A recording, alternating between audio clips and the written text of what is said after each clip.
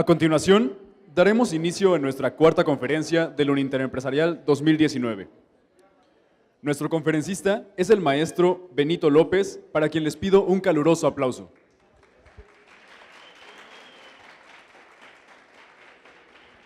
El maestro Benito López es maestro en Políticas Públicas por Harvard University y secretario técnico en proyectos especiales como la Secretaría de Comunicación y Transportes. También fungió como director de Control de Gestión y asesor de la Secretaría de Finanzas del gobernador Enrique Martínez Martínez y como asesor en la Secretaría de Hacienda y Crédito Público. Sin más preámbulos, los dejo con el maestro Benito López y su conferencia Economía, Políticas Públicas y la Revolución Digital. Un fuerte aplauso, por favor.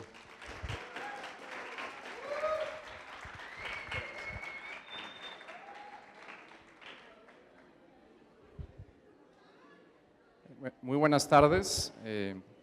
Quiero empezar agradeciendo la invitación a los organizadores, a la maestra Lorena, el profesor Gama y a los directivos de la Uninter. Y bueno, entrando ya en materia, yo preparé esta presentación. El título ahí se muestra, es la economía, las políticas públicas y la revolución digital, y algo sobre la espiritualidad que voy a hablar al final de la presentación. Entonces, este título contiene elementos de varias cosas que he vivido, ¿no?, en la vida, sobre todo en la vida profesional. En primer lugar, la economía pues, es lo que yo estudié, la carrera de economía. Las políticas públicas, estudié la maestría en políticas públicas y me he especializado o he trabajado prácticamente toda mi vida profesional en el gobierno. Y el tercer elemento es la revolución digital, que es un tema que cada vez me gusta más y es algo que está alrededor de nosotros y no nos podemos mantener ajenos a la revolución digital. Y al final, como les decía, vamos a hacer un comentario sobre otro aspecto muy importante que es la espiritualidad. La que sigue, por favor. Bueno, yo aquí le muevo. Yo aquí les quiero pedir que vean esta fotografía y quizás pueda parecer exagerada, pero yo creo que es una realidad y muchas veces se da esta realidad. Todas las personas de una familia en su celular, en su smartphone. Entonces, esta foto la vamos a estar viendo a lo largo de la presentación. Yo les quiero pedir que piensen qué es esto, ¿no? Además de ser una realidad, ¿qué es? ¿Es una oportunidad o es un problema? Vamos a ir viendo estos aspectos, ¿no? La presentación la organicé con estos elementos. Primero, hablar brevemente de la economía, las políticas públicas en segundo lugar. Luego empiezo a mezclar la economía con las políticas públicas. Y luego ya entramos a la revolución digital. Y luego viene el tema del futuro de la educación y del trabajo, sobre todo para ustedes que son muy jóvenes. Y la espiritualidad y algunas conclusiones para terminar con una invitación. Bueno, aquí viene lo que es la economía. Quizás muchos de ustedes incluso estudian economía y viene la definición, pero no está de más ir a la esencia de las cosas, que no son poco importantes, sino al contrario, son muy importantes, ¿no? Entender las cosas desde su esencia. Y la economía es la ciencia social que estudia la manera más eficiente de satisfacer necesidades infinitas mediante recursos escasos, ¿no? Por un lado tienes los recursos limitados, escasos, y con eso tienes que ingeniártelas de la manera más eficiente para satisfacer necesidades infinitas. Ahora podemos decir que para ir desde la oferta a la demanda, participan intermediarios y estos intermediarios pues los conocemos, son proveedores, productores, distribuidores, mayoristas, minoristas y al final los consumidores. Y en cada uno de estos pasos de la cadena de suministro hay un costo que se va agregando y además también van agregando valor. Entonces, tenemos todos estos pasos. Cada uno de esos pasos, como decía, representa costos. Si pudiéramos eliminar algunos, va a representar ahorros, vamos a disminuir los egresos, ¿sí? Entonces, aquí voy a hacer un primer paréntesis técnico, voy a ir haciendo algunos paréntesis en la presentación. Y bueno, ustedes saben que el estado de resultados básicamente son ingresos menos egresos igual a utilidad. Por pura lógica matemática, si tú reduces los egresos, quitando intermediarios, siendo más eficiente de alguna manera, pues vas a aumentar tu utilidad. O inclusive, si bajas los egresos, te puedes dar el lujo de bajar tu precio y quizás, si tu producto tiene una demanda elástica, es decir, que responda a las disminuciones de precio, va a aumentar la cantidad demandada de tu producto y vas a aumentar tus ingresos y vas a aumentar más tu utilidad. Pero en pocas palabras lo que quiero decir es que si tú reduces los intermediarios, vas a poder aumentar tu utilidad y la eficiencia con la que trabajas. Eso nos va a servir en un ratito, ¿no?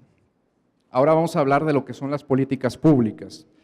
Según un autor español de apellido Tamayo, son el conjunto de objetivos, decisiones y acciones que lleva a cabo un gobierno para solucionar los problemas que se consideran prioritarios.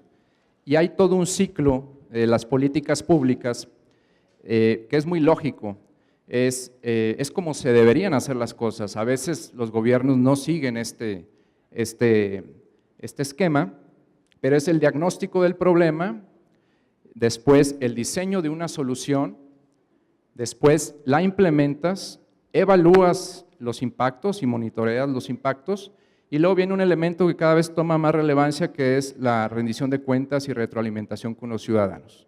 Es para entender un poquito lo que son las políticas públicas, es llevar la teoría a la práctica. Y ahora vamos a empezar a mezclar algunas cosas de economía y políticas públicas y hablar mejor del caso de México. Se dice que México ha logrado avances gracias a reformas estructurales, que se les llama, que en economía decimos que son necesarias, pero no han sido suficientes para lograr un crecimiento mayor en términos económicos. Y tenemos estabilidad macroeconómica, ¿sí? Ya no hay inflaciones de más de 2 dígitos, ya se tienen inflaciones de 4%, 3% al año. A ustedes no les tocó, pero antes las inflaciones podían ser de 40, 50 o arriba de 100% al año. Tenemos finanzas públicas relativamente sanas, una política monetaria con el Banco de México disciplinada por la independencia que tiene el Banco de México del gobierno, entre otras cosas, ¿no? Podríamos hablar de este tema más a fondo, pero ahorita nada más estamos enlistando estas reformas, la reforma en telecomunicaciones que hizo que el servicio de celular sea más barato, entre otras cosas, la reforma energética que ha permitido mayor inversión en el sector energético, producción de electricidad, generación de electricidad y también en petróleo, el tema de petróleo, entre otras. Pero todo esto que se ha hecho solamente ha alcanzado para que en los sexenios del presidente Felipe Calderón, el presidente Peña Nieto, se tuviera un crecimiento de entre el 1.5 y el 2.5%, lo cual se considera reducido. No es completamente malo, porque sí es crecimiento económico, pero reducido, no suficiente. Entonces, aquí voy a hacer otro paréntesis y les voy a mostrar cómo funciona una formulita, que es la fórmula del 72, se obtiene con logaritmos, pero aquí nada más la vamos a usar muy sencillo, y sirve la fórmula del 72 para calcular el número de años que tardaría una cifra en duplicarse si se crece a una determinada tasa anual. Y México, vamos a tomar una cifra, puedes también tomar en cuenta una inversión, pero aquí vamos a tomar en cuenta el PIB per cápita. Per cápita quiere decir por persona, por cabeza, por persona, 8,903 dólares al año, según el Banco Mundial. ¿Cuánto tardaríamos en duplicar esta cifra si crecemos a un 2.5%? tardaríamos 29 años. Para llegar a niveles, por ejemplo, a los de Chile. Chile tiene un PIB per cápita de alrededor de 16,000, 17,000 dólares. Estados Unidos, 60,000. Y si crecemos solamente al 1.5% al año, tardaríamos 48 años en duplicar esta cifra. Entonces, aquí viene la pregunta, ¿qué pasaría si crecemos de manera más acelerada? Y ahora vamos a hacer el cálculo con 5%. El presidente Andrés Manuel López Obrador ha dicho que su objetivo es crecer mínimo al 4% o más. Y si crecemos al 5%, por decir, tardaríamos solamente 14.4 años en duplicar esa cifra. Entonces, de ahí la importancia de crecer de manera más acelerada. La pregunta ahora es, ¿cómo le hacemos para crecer de manera más acelerada? Y aquí es donde voy a comentar lo que muchos analistas ya lo han señalado, que el gran elemento faltante para que México acceda a un crecimiento económico acelerado es el establecimiento de un sólido Estado de Derecho. ¿Qué es eso? Pues yo creo que muchos ya tenemos una idea, es el respeto a la propiedad, el respeto al disfrute del fruto del esfuerzo propio, respeto a las innovaciones, entre otras. Entonces vamos a explorar esta parte que tiene otro nombre también, le podemos llamar el tema de la violencia, y pongámonos a pensar cuántas inversiones, cuántos negocios se han dejado de implementar, de realizar, de emprender, porque pues hay violencia. Tú dices, ¿para qué invierto? ¿Para qué le echo ganas?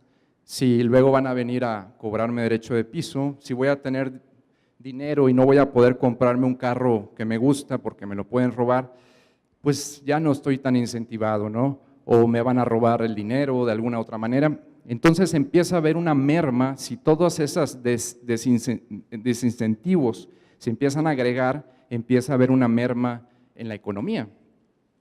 Visto en el índice de paz México 2018, se dice que la violencia tiene un impacto de alrededor del 20% del PIB, ¿sí? Todos sabemos lo que es el PIB, el Producto Interno Bruto.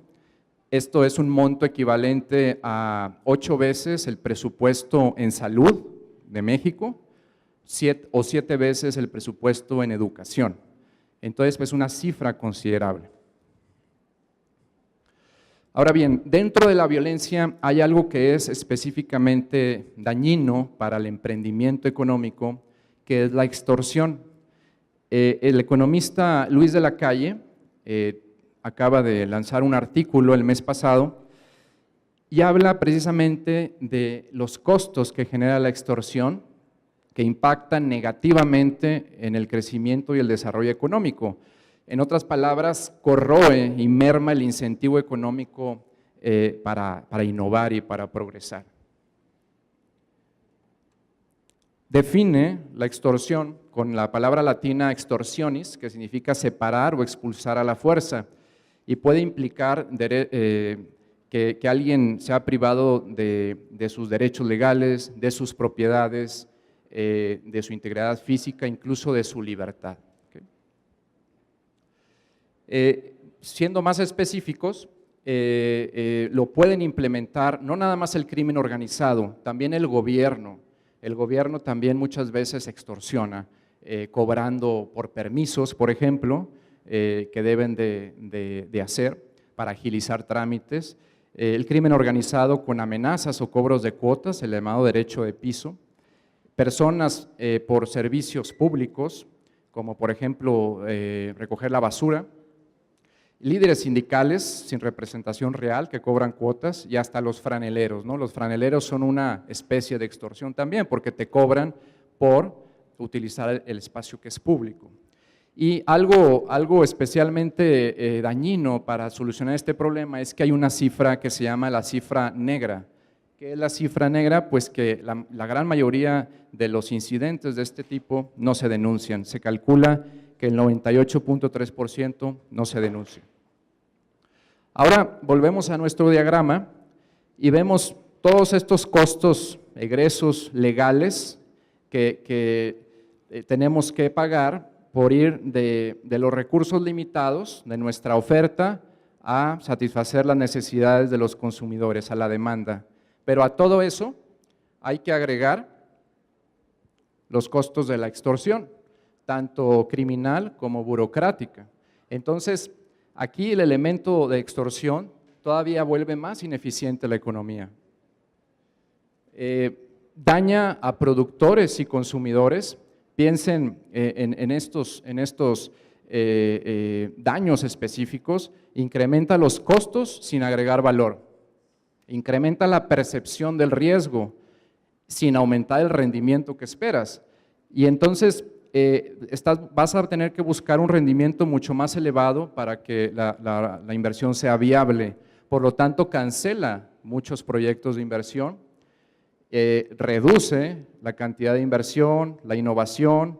Es un efecto dominó en cascada de puros daños. Promueve la informalidad. ¿Para qué te pones un negocio muy formal? Mejor pones un changarrito donde hay menos amenazas. Disminuye la creación de empleos, disminuye la competencia, y ustedes saben que cuando hay menos competencia tiende a aumentar el precio, baja la calidad de los productos, es la ley de la oferta y la demanda, y todo esto debilita las instituciones. Si ya estaban debilitadas, la extorsión las debilita más, y al debilitarse más hay un espacio de impunidad para más extorsión, es un círculo vicioso. Entonces, también podemos hablar de los costos a las pequeñas y medianas empresas, que es donde especialmente se ven afectadas las empresas. ¿Por qué? Porque son las que menos recursos tienen para hacer frente a la extorsión. No pueden implementar medidas de seguridad como cámaras especiales, seguridad privada, GPS, abogados, contadores. Entonces, esto es especialmente dañino para las pymes, que son la mayoría de las empresas en México, más del 90%. Entonces aquí, pues el diseño, la pregunta también es cómo podemos reducir la extorsión y su impacto negativo en la economía. ¿Qué hacemos? ¿Qué políticas públicas implementamos? Y ahí es donde entra la revolución digital, que es el tercer tema del título de la conferencia. Vamos a ir viendo lo que es la revolución digital. Tengo entendido que otras de las pláticas han estado girando alrededor también de este tema. Yo le voy a dar un enfoque de cómo nos ayuda a solucionar algunas de las problemáticas que hemos visto. Primero voy a hacer un paréntesis. Hay que ver siempre qué significan las cosas. La Real Academia Española define revolución como un cambio rápido y profundo en cualquier cosa. No es un cambio lento, eso sería una evolución o una involución, dependiendo del sentido, es un cambio brusco. También en el paréntesis vamos a hablar de las grandes revoluciones, en específico de la revolución industrial. Ahorita vamos a hablar más adelante de la revolución agrícola un poquito, y se dice que ha habido 3 revoluciones industriales. La primera es la de la era de la mecanización, con energía a base de agua y vapor para mecanizar la producción. Esta fue a finales del siglo XVIII. La segunda es la era de la electricidad a inicios del siglo XX, y aquí entró en juego la energía eléctrica para la producción masiva. La tercera revolución industrial es a inicios de los 70s, el siglo pasado, y es la era de la automatización en base a la electrónica y las tecnologías de información. Y se dice que tenemos ahora la cuarta revolución industrial. Esta cuarta revolución industrial es un desdoblamiento de la tercera, de la digitalización, pero va más allá. Ahora no nada más es una simple digitalización, una simple automatización. Las máquinas ahora aprenden y hacen cosas diferentes. Y además se combinan tecnologías de diferentes ámbitos, la digital, la física y la biológica. ¿Qué hace diferente esta revolución, esta llamada cuarta revolución industrial? Pues es diferente, al menos en 3 aspectos, a sus predecesoras. En la velocidad, los cambios ahora son exponenciales, se dice no lineales. El alcance, ahora alcanza todas las industrias de todos los países prácticamente, claro que a diferentes grados. La profundidad, tiene la capacidad de tener impacto en sistemas de organización, sistemas económicos, sistemas de gobierno. El Foro Económico Mundial ha mencionado esto que está aquí en la diapositiva. El mundo ha entrado en lo que ya es considerada la revolución más grande de la historia de la humanidad. Entonces la considera de esa manera, la revolución digital. Y ahora aquí tenemos una serie de las llamadas disrupciones, que son rupturas bruscas, así se define ese término, que ya son parte de la revolución digital, ya están alrededor nuestro. Vamos a ir viendo brevemente cada uno, quizás ya conocen muchos de ellos. Tenemos la inteligencia artificial como inicio, y bueno, aquí ya muchos de los servicios que utilizamos, el Facebook, Twitter, el Waze, WhatsApp, ya tienen detrás motores inteligentes de inteligencia artificial y de Machine Learning, lo que se llama Machine Learning. ¿Qué es esto? En español, pues es el aprendizaje automático o el aprendizaje de máquina. Se centra en algoritmos, ¿sí?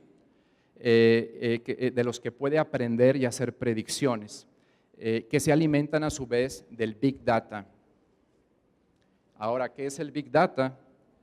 Pues el Big Data es todas las veces que entramos a Internet se va quedando una huella, se le llama huella digital o footprint, y ahí con eso, en base a eso, va aprendiendo de nosotros. Se dice que a veces nos conocen mejor que nosotros mismos. Luego tenemos la nube. Todos sabemos que tenemos acceso a la nube y tiene un poder de almacenamiento prácticamente ilimitado. La nanotecnología, esto es manipular el material a nivel de átomos o moléculas con fines industriales y médicos. Por ejemplo, para darles un ejemplo, en la parte médica ya tiene aplicaciones con nanopartículas que transportan fármacos por el cuerpo y van enfocados al órgano que quieren impactar y tiene un mejor resultado, más efectivo. Tenemos, bueno, los smartphones que ya yo creo que nadie podrá decir lo contrario o a lo mejor alguno que otro, pero ya es la pantalla que más vemos en el día, ¿no? El smartphone es lo que más vemos, ya desplazó a la televisión, ya desplazó a las PCs también. Luego vienen una derivación del smartphone, los wearables, que es en español pues tecnología vestible, por ejemplo los relojes inteligentes, que van a continuar evolucionando hasta que se integren a nuestra biología. No es difícil pensar en, por ejemplo, tener una pulsera que proyecta un holograma y ahí tú manipulas el smartphone. ¿Por qué traer algo que usas tanto en la mano, se te cae muy seguido, se te olvida en algún lado? Al rato va a estar integrado a nuestro brazo de alguna manera o con caretas donde vas a poder manipular también la información. El Internet de las cosas, no sé si han escuchado de este concepto, pero es la interconexión de objetos cotidianos con Internet. Ya las casas van a ser inteligentes, los autos van a ser autónomos y se van a poder programar a distancia. Y bueno, por mencionar un ejemplo, está en un libro que ahorita vamos a comentar. Los cartones de leche, tu cartón de leche en el refrigerador va a tener un sensor y te va a indicar cuando el nivel ya está abajo, ya se va a acabar, le va a mandar una señal al refrigerador, el refrigerador al supermercado, el supermercado te va a hacer un cargo a tu tarjeta de crédito y te va a mandar el litro de leche. Prácticamente todo eso sin intervención humana. Eso es el Internet de las cosas. Las impresoras 3D. Aquí surgieron por la necesidad de las estaciones espaciales para reparar piezas que están que es difícil obviamente replicar o tener repuestos en el espacio, pero ahora ya se imprimen partes o edificios con impresoras 3D. Suena pues raro decirlo, y pronto se van a imprimir hasta órganos humanos, ¿no? Ya ahorita también se imprimen pedazos de hueso para reconstruir huesos dañados. También tenemos la biotecnología. Aquí la ingeniería genética es la herramienta clave. Actualmente ya se modifican genéticamente plantas y animales. Todos hemos oído hablar de los transgénicos y la meta es acabar con enfermedades y prolongar ilimitadamente la vida. Ese sería el objetivo del ser humano hacia adelante. Y por último, algo que suena todavía descabellado, pero está próximo, según diversos analistas conocedores, la integración biológico-digital. Muy pronto podríamos tener chips insertados en el cerebro, conectados a la nube y a Internet y a la inteligencia artificial. Entonces suena descabellado, pero es algo que se vislumbra. Y bueno, aquí ya que vimos la revolución digital, vamos a empezar a verla como una oportunidad, ¿sí? Una oportunidad, decíamos con nuestro esquema que hay costos legales para hacer eficiente la economía, tenemos también los costos de la extorsión. Todos estos son costos de transacción. ¿Qué podemos hacer con la revolución digital? Crear plataformas digitales para acercar la oferta con la demanda. ¿Okay?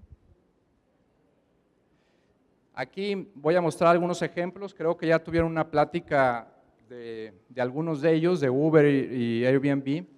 Y las plataformas digitales han facilitado lo que se conoce como economía colaborativa o economía on demand, bajo demanda, economía de acceso, y básicamente lo que hace es acercar la oferta con la demanda, ¿sí?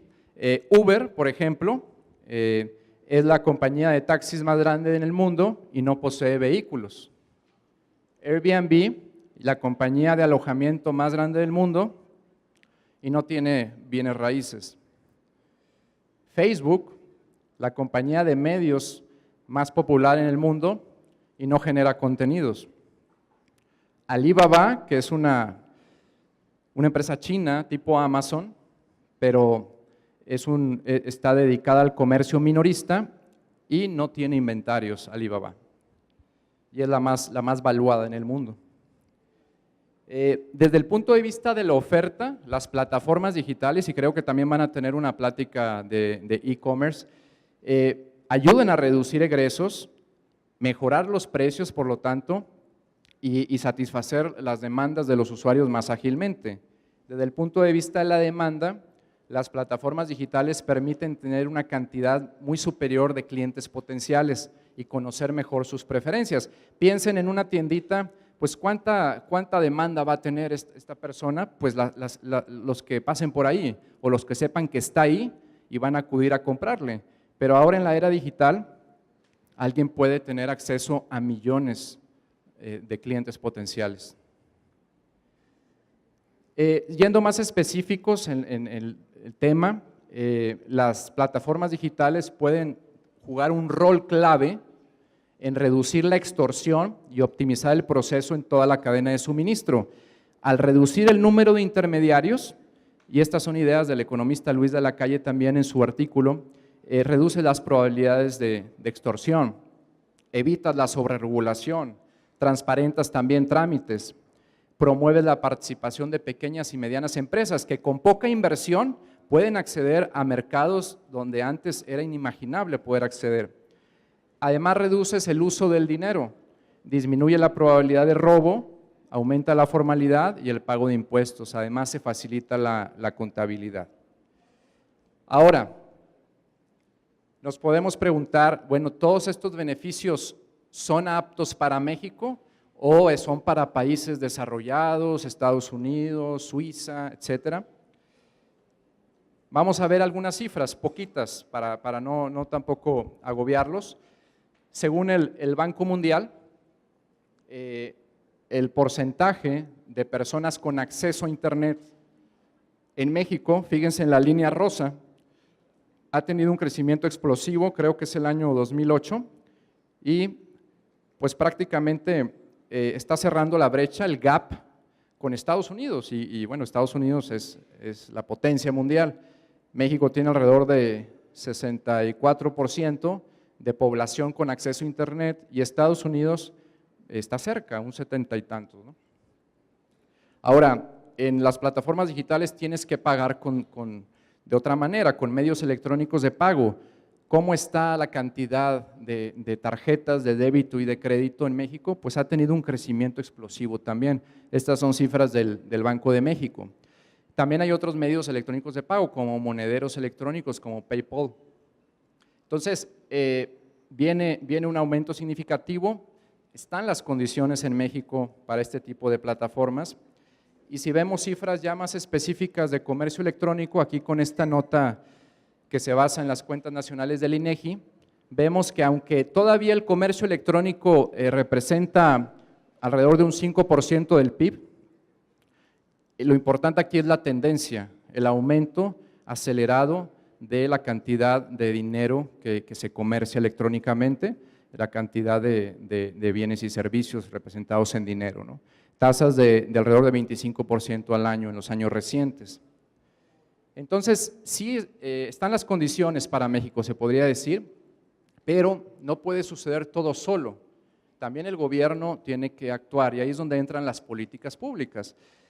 El gobierno, mediante políticas públicas, puede acelerar la llegada de los beneficios de estas plataformas digitales, de la revolución digital globalmente. Y aquí el rol del gobierno y de los legisladores es, en primer lugar, estar muy atentos y ajustar el marco regulatorio, normativo, jurídico, y ser gobiernos ágiles, no ser gobiernos pasivos, sino proactivos. También tienen que estar dispuestos, algo que al gobierno le cuesta, que es reducir trámites, ¿sí? Y eliminar trámites. Mucha gente del gobierno, pues su trabajo es darle seguimiento a trámites. Si van a quitar trámites, pues a lo mejor van a perder su trabajo. Tiene que haber una disposición a eso. Y bueno, se podrían encontrar ahí con inercias al cambio, ¿verdad? Seguramente. También el gobierno debe apoyar inversiones en infraestructura de inteligencia artificial y en ancho de banda, para que haya todavía más acceso a Internet.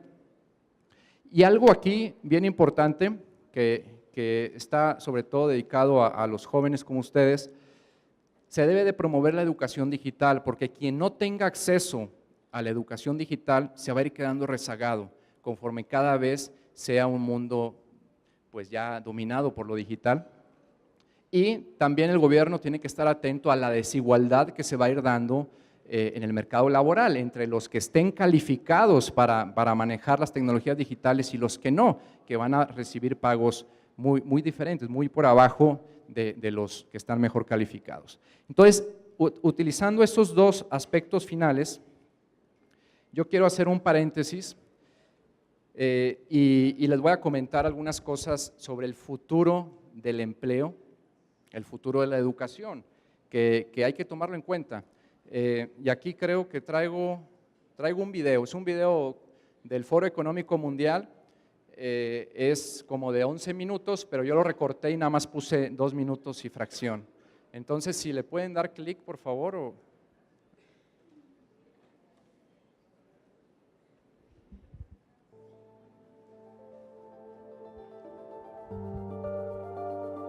Subir el volumen.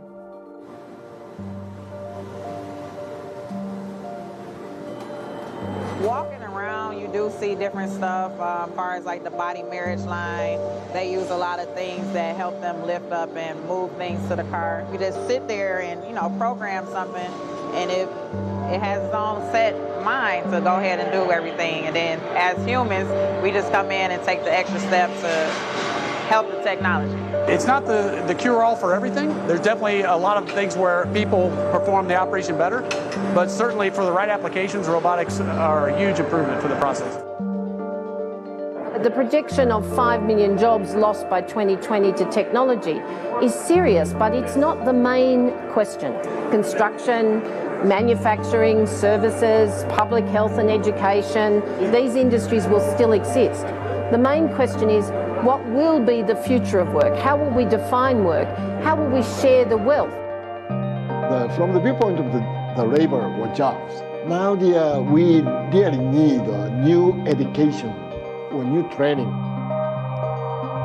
We're working with a World in Motion and FIRST Robotics, trying to encourage students from 3rd grade all the way up through the end of high school. We had students make sailboats, and then we had them race them, and so they could see how quickly they could move. And they immediately went back and started to say, oh, I saw what happened, I'm going to go change this or that. And that was 3rd graders.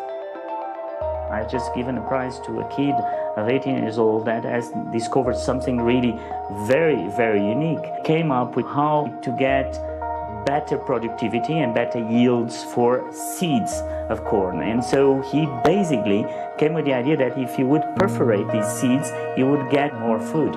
And you think about it and say, but he didn't go to university. So how does he get all that knowledge? And he told me, I mean, I've been watching YouTube since the age of 12, and I'm so interested that I've seen everything about it. I've read everything about it. The world is really open to learning. The thing is, how do you give the incentive to your kids to do that? Okay. Es un video, un extracto ahí muy breve, pero habla sobre lo que viene en la cuestión de educación y de trabajo en la era digital. Y ligado a esto, yo aquí tengo un extracto del epílogo de un libro que estuvo promoviendo Andrés Oppenheimer, un periodista argentino, pero vive en Estados Unidos, y bueno, se llama Sálvese quien pueda, y habla en el epílogo de las 10 áreas genéricas que ya se están viendo despuntar como los trabajos, no del futuro lejano, sino de la década de 2020. Y vamos a ir viendo brevemente, uno por uno, quizá a algunos de ustedes les pueda dar ideas de posibles negocios, oportunidades de trabajo.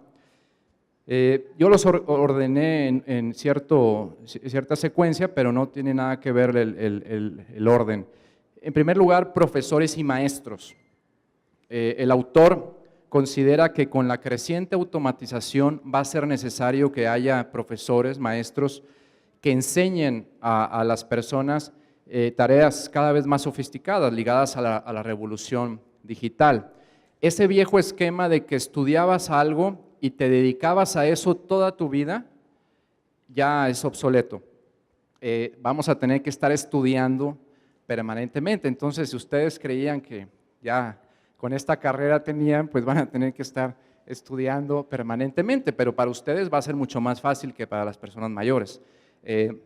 Ustedes están más sensibilizados con el tema de las nuevas tecnologías.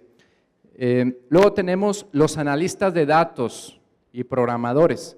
Ya se considera que los datos son el petróleo del siglo XXI y los que puedan hacer análisis de datos, según el autor, van a tener un trabajo casi asegurado. Imagínense un restaurante, hasta un restaurante va a tener pues la necesidad de tener analistas que vean las características de sus clientes, los perfiles de sus clientes para hacer ofertas personalizadas. Los creadores y diseñadores de contenidos comerciales. Si ahorita la mercadotecnia muchas veces es física, cartelones, letreros, pintura, también va a ser importante ahora en la publicidad en términos electrónicos, en términos digitales, conforme el comercio en línea se vaya incrementando. Luego, los asesores de ventas, ¿sí?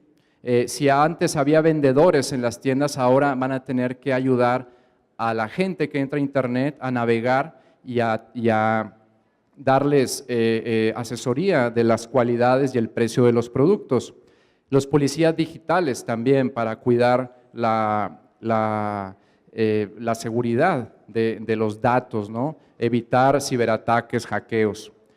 Luego también cuidadores y programadores de robots, ¿sí? Van a tener que haber humanos que les den mantenimiento y los programen. Los asistentes de la salud. En México y en el mundo está habiendo una transición demográfica Conforme hay menos niños y hay más, y viven más las personas, hay más expectativa de vida, la población se va envejeciendo. Y los que van a cuidar a esos adultos mayores van a ser humanos. Los robots van a tardar o nunca van a tener esa calidez humana, entonces va a ser otra área de oportunidad de trabajo. Los especialistas en energías alternativas, ante el cambio climático, cada vez la energía eólica del viento, la energía solar, van a ser más socorridas, se van a necesitar personas que sean especialistas en estas energías. Y número 9, los artistas, deportistas y creadores de entretenimiento. Conforme la gente tenga más ocio, porque ahora tiene un horario más flexible de trabajo, puede hacer las cosas por internet, van a demandar este tipo de contenidos mayormente. El autor considera que el caso de Netflix es un ejemplo de ello. Y por ejemplo, Holanda ya tiene una reducción significativa de los horarios de trabajo. Y la número 10, se las voy a dejar pendiente y ahorita la vamos a comentar, porque eso nos va a permitir conectar con la parte final de la presentación, que es el tema de la espiritualidad. Y ahora vamos a empezar a ver esta misma foto, pero ahora como un problema. Quizás muchos de ustedes al principio pues así lo vieron también como un problema. Ya analizamos que puede ser una oportunidad, pero ahora vamos a ver la parte problemática. Y aquí un paréntesis muy breve, la revolución agrícola. Este libro, que se llama Sapiens, del autor israelí Yuval Noah Harari, menciona como una de las grandes revoluciones la revolución agrícola.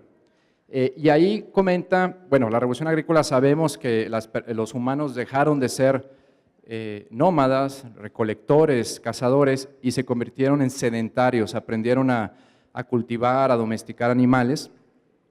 Dice Harari que muchos historiadores consideran que la revolución agrícola fue un gran salto de la humanidad.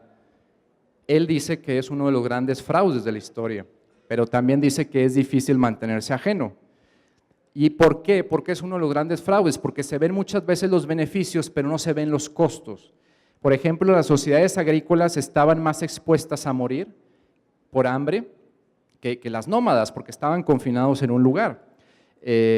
Tenían más enfermedades, estaban más expuestos a epidemias, menos actividades, menos ejercicio, menos variedad de comida, generalmente comían más granos, trabajaban más duro de sol a sol cultivando la tierra, y hubo incremento en la violencia porque ahora tenían propiedades que defender. Y también el estar en un solo lugar también hubo un incremento en la población, hubo más oportunidades de procreación. Y aquí es donde Harari habla de la trampa del lujo. ¿Qué es la trampa del lujo? Bueno, es una de las leyes de hierro de la historia. Y él menciona que cuando los lujos, se buscan lujos, estos tienden a convertirse en una necesidad y generan nuevas obligaciones.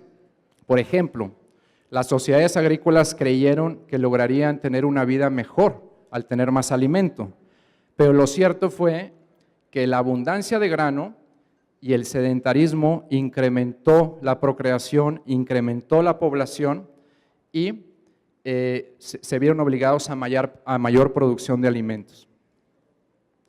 Y él hace este ejercicio de comparar algo más nuevo. Antes, piensen cuánto tardaba en mandar una carta. Tú tenías que escribirla, tomaba semanas o meses en llegar, no sabías a lo mejor si llegaba, y imagínate en recibir una respuesta. Ahora, pues en la actualidad lo podemos hacer, mandar una carta con email al otro lado del mundo y recibir una respuesta en 1 minuto o menos.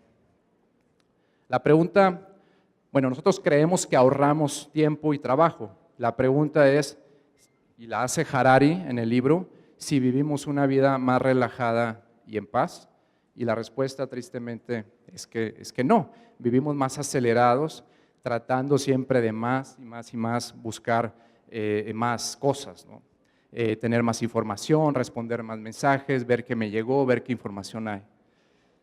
Entonces, él concluye en su libro Sapiens y también en un libro posterior que habla sobre el futuro, se llama Homo Deus, concluye que los grandes descubrimientos de los últimos siglos tuvieron la intención de hacer más práctica y feliz la vida de la humanidad, pero no necesariamente eso está ligado con la felicidad. Pensemos todos nosotros en las tecnologías digitales como sí generan una conexión permanente virtual, pero desconectan a las personas de las cosas más valiosas de la vida. Aquí pongo algunas fotografías y te privan muchas veces de platicar con las personas que están a tu alrededor, de ver un paisaje, de tener conexión con la naturaleza. Y puede sonar algo así medio cursi lo que estoy diciendo, pero es una realidad y a veces ya no nos damos cuenta. Y aquí viene la 10ª actividad que comenta Andrés Oppenheimer, que va a ser como del futuro, ¿no? O futuro cercano, y es la de consejeros espirituales. Lo que comentaba, la disgregación de las familias y la creciente soledad de la gente en la era digital va a generar cada vez más la necesidad de este tipo de personas, y no tienen que ser súper famosos, pueden ser gente que se dedica a eso, ¿verdad? Y que no son famosos. Él habla de que este tipo de profesionistas van a tener un trabajo casi asegurado, porque es difícil también que sea digitalizado. Tener un curso de mindfulness, por ejemplo, un retiro espiritual, pues no vas a poder tener un asistente virtual, vas a tener que tener ahí una persona, ¿no? Un ser humano.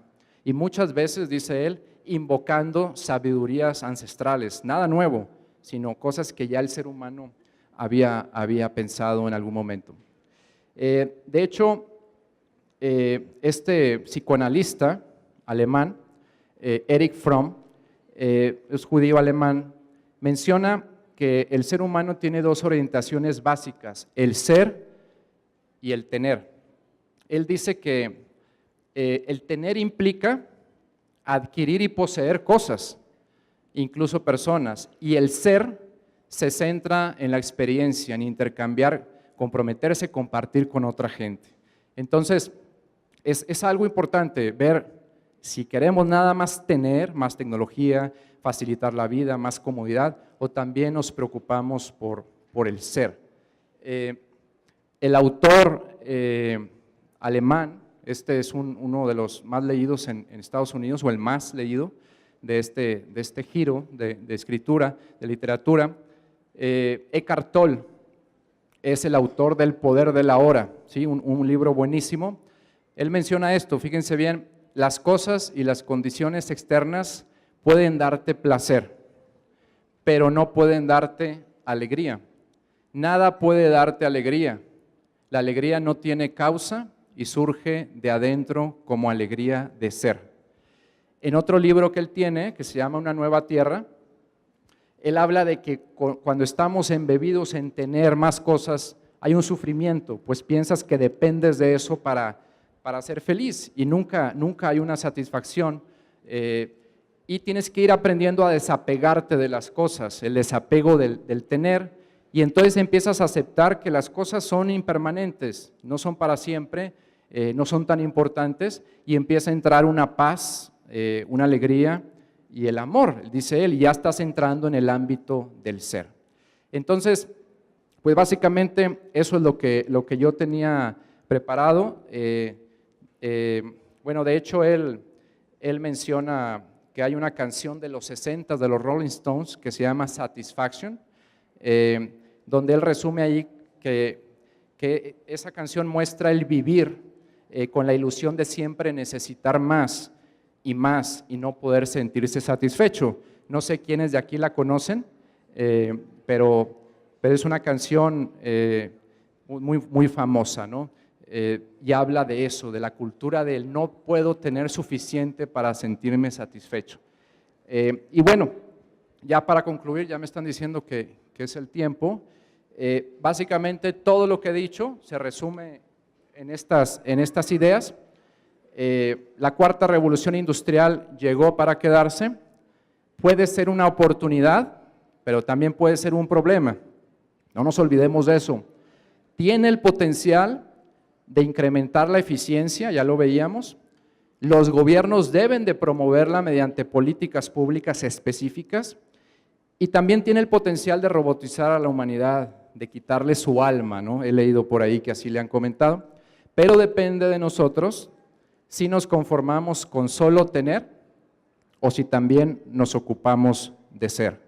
Y yo termino con una invitación, por ahí yo estoy con algunas personas en una empresa que empieza, se les llama Startup, una innovadora plataforma digital, y bueno, siempre es conveniente tener apoyo en diversos ámbitos, el diseño, la contabilidad, leyes, comunicación, etcétera, ¿no?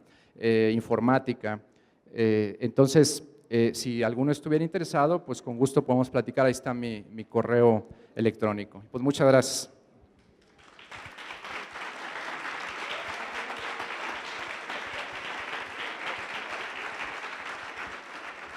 Universidad Internacional otorga el siguiente reconocimiento al maestro Benito López Garza por la destacada participación en el Congreso Uninter Empresarial 2019 con la conferencia magistral Economía, Políticas Públicas y la Revolución Digital.